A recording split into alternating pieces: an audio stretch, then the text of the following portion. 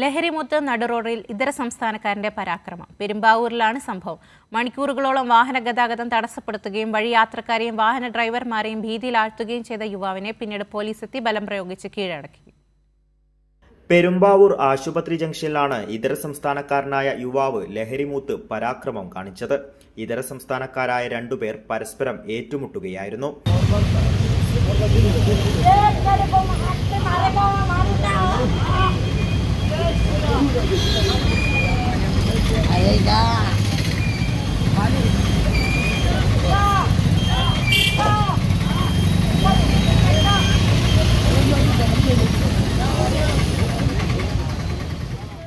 സംഘർഷത്തെ തുടർന്ന് ഗതാഗതക്കുരുക്കുണ്ടായി. ഇതിനിടെ ഒരാൾ സംഭവസ്ഥലത്തു നിന്നും മാറിയെങ്കിലും രണ്ടാമൻ റോഡിൽ നിലയുറപ്പിച്ച് അക്രമ സ്വഭാവം തുടർന്നു. വാഹനങ്ങൾക്ക് മുന്നിലേക്ക് ചാടിയ യുവാവ് യാത്രികർക്ക് നേരെയും തിരിഞ്ഞു.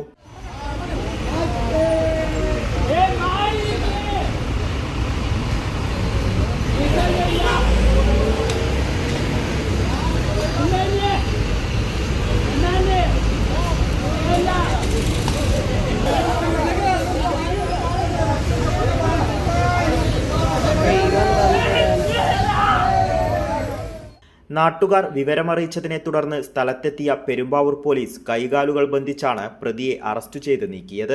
സംഘർഷത്തിൽ പരിക്കേറ്റ് ചോരയൊലിച്ച ഇയാളെ ചികിത്സയ്ക്കായി പെരുമ്പാവൂർ താലൂക്ക് ആശുപത്രിയിലേക്ക് മാറ്റി. ഇതര സംസ്ഥാനക്കാർ കൂടുതലായി താമസിക്കുന്ന പെരുമ്പാവൂരിൽ ലഹരി ഉപയോഗവും തുടർന്നുണ്ടാകുന്ന ക്രമസമാധാന പ്രശ്നവും വർദ്ധിക്കുകയാണ്. കൈരളി ന്യൂസ്, കൊച്ചി.